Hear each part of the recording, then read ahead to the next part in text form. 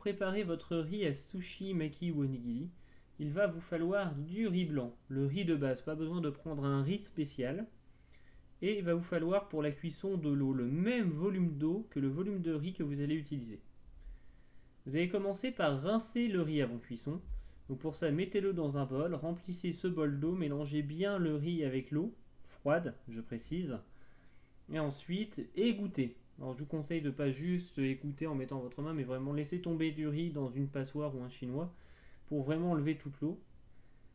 Et ensuite, recommencer l'opération. Vous allez recommencer cette opération pendant une vingtaine de minutes ou jusqu'à ce que l'eau de rinçage reste claire. Une fois que ce sera fait, vous allez réserver votre riz pendant une vingtaine de minutes avant de pouvoir passer à la suite de la recette et donc à la cuisson du riz.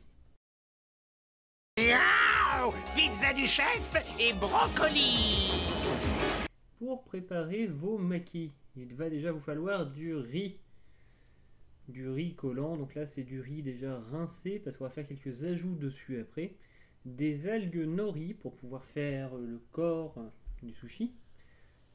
Après, moi j'ai choisi de mettre des avocats dedans parce que j'aime bien les avocats. Le poireau, très important, le poireau. Des carottes. Des poivrons. Un concombre. Après, c'est un petit peu au choix de chacun.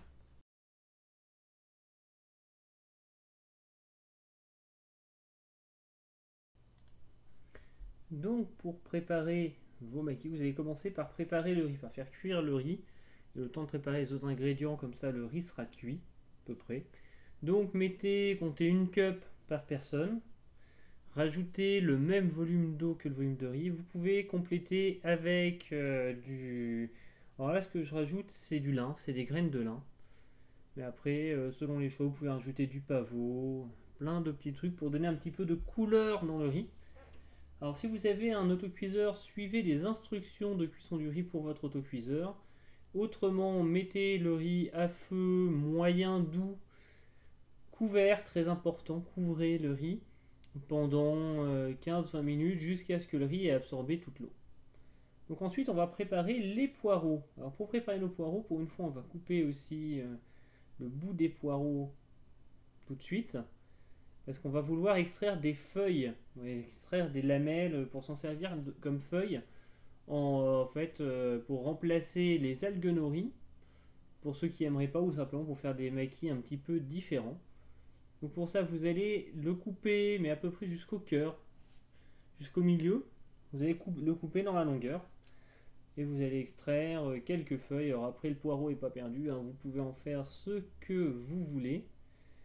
Donc, on n'oublie pas, une fois qu'on a nos feuilles, couper en deux au milieu histoire que ça tienne bien, soit dans votre cuiseur vapeur, soit à ce moment-là les faire cuire à la casserole si vous n'avez pas de cuiseur vapeur.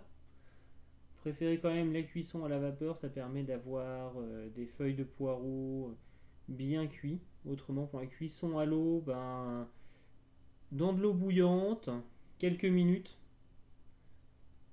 Et puis n'oubliez pas de déglacer après à ce moment-là, c'est-à-dire de les mettre dans un bac d'eau glacée. Alors pendant que nos feuilles de poireaux vont cuire et que le riz cuit, vous allez pouvoir couper les carottes en fil lamelles. Alors oui, pas très fine, faut pas que ce soit non plus trop large, faut que ce soit pas trop épais et pas trop large. Que ça fasse un petit carré. Faut que ce soit quand même assez fin pour pouvoir rentrer. Pareil pour le concombre. On va couper le concombre en lamelles, toujours fines. Le concombre en lamelles, c'est un peu plus facile que la carotte quand même. Le poivron, donc le poivron, on enlève toujours le cœur du poivron avant de le couper. Donc pour ça, faites des entailles autour de la tige. Ça va vous permettre d'arracher ensuite le poivron, de l'égrener tranquillement. Et ensuite, on va le couper en deux, puis en lamelles. Des lamelles très fines. Et pour l'avocat, donc coupez-le en deux. Alors n'oubliez pas, pour enlever le noyau, technique simple, si le noyau reste, on plante le couteau dans le noyau. Et ensuite, vous allez couper l'avocat, vous allez faire des lamelles d'avocat pendant qu'il est encore dans sa peau. Donc, des lamelles d'avocat et vous allez les sortir comme ça en essayant de les abîmer le moins possible. Donc pour ça, je vous conseille de décoller vraiment la chair de la peau avec la lame de votre couteau en faisant attention à ne pas vous couper. Et ensuite, mettre le tout dans un bol, réserver le tout dans un bol.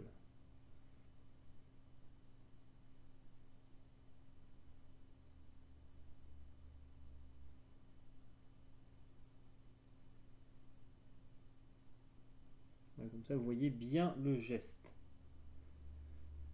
Donc ensuite, le mieux c'est de prendre une algue nori ou alors nos feuilles de poireau. On va commencer par en faire un à l'algue nori.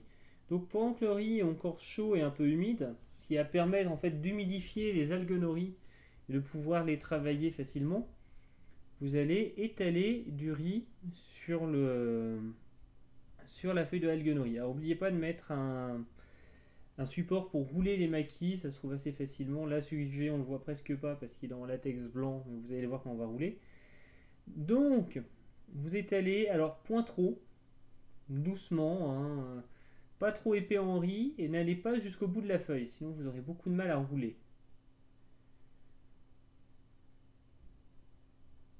C'est peut-être la partie la plus technique, étaler le riz. Mieux vous allez réussir à étaler vos riz, plus beau sera votre maquis à l'arrivée. Donc n'hésitez pas à faire quelques essais, à vous rendre compte ça marche pas, réajuster. Alors pareil, petit truc que j'ai pas précisé, les algues nori, vous verrez, elles sont généralement pré-coupées quand elles sont comme ça en feuilles. Donc il y a des petites pré-coupes. Alors celles-là, vous allez les mettre dans la... Vous allez entourer autour de ces pré-coupes, ça va vous aider à découper les feuilles après pour faire vos maquis.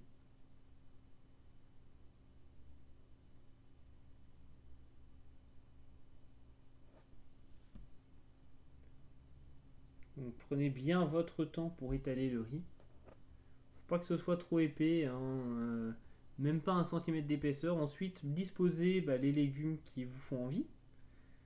Alors, on va pas faire des maquis géants qui vont dégueuler, donc juste une lamelle de 1 ou 2 légumes, difficilement plus, sinon ce sera trop grand. Ce sera trop gros et vous aurez beaucoup de mal à refermer votre maquis. Donc là, après, si vous mettez dedans, c'est vraiment au goût de chacun, hein. Vous pouvez même mettre du Nutella si vous avez envie, ça se fait et c'est très bon. Donc, une fois que vous avez disposé vos ingrédients, il va falloir rouler. Et là, c'est la partie compliquée. Donc, vous prenez le bout et vous faites bien en sorte de bien entrer. Alors là, vous voyez que le bout, en fait, là où j'ai arrêté de mettre du riz, c'est à peu près là où mon algue se referme. C'est pas anodin, c'est ce qui va permettre justement d'avoir un maquis bien formé. Donc ensuite, on roule bien, on écrase bien, on tasse bien. Alors il y a sûrement sur les bouts un petit peu de garniture qui va s'enfuir. Ne vous en faites pas, c'est normal. Et donc ensuite, il va falloir découper votre maquis. Et c'est là qu'est l'intérêt de ces feuilles un petit peu pré-perforées. Donc là, je me suis calé en fait sur ces petites perforations, ce qui m'a permis de couper mon maquis très facilement. Donc fatalement, ceux du bout sont un peu bizarres parce que il y a des ingrédients qui sont sortis en tassant. Mais à partir du deuxième, vous avez déjà un meilleur rendu. Donc ensuite, on va passer au maquis, mais entouré de poireaux. Alors pour ça, vous allez disposer vos feuilles de poireaux. Alors, disposez-les bien pour enrouler une feuille complète à chaque fois. Donc on va mettre plusieurs feuilles. Donc il faut que vos feuilles fassent tout le rouleau, quoi. Il faut que ce soit une seule feuille qui fait le rouleau. Donc pareil, vous allez disposer le riz exactement de la même façon. Donc en faisant attention à ne pas trop en mettre, ne pas en mettre trop épais. Vous allez mettre ensuite votre garniture. Alors là, pareil, vous êtes libre. Alors, comme ça a un goût différent du nori, vous pouvez aussi varier les garnitures et mettre des choses qui iraient moins avec le nori et qui vont mieux avec le poireau. Donc, pareil pour les garnitures, jamais trop épaisse. Si vous faites une garniture trop épaisse, ça vous fera des maquis que vous n'arriverez pas à rouler. Et du coup, ça vous fera des maquis très moches.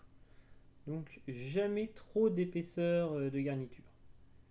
N'hésitez pas, ça va faire la longueur de votre feuille. Et puis ensuite, on va pouvoir passer au roulage. Alors, le roulage, c'est exactement pareil avec des feuilles de poireau.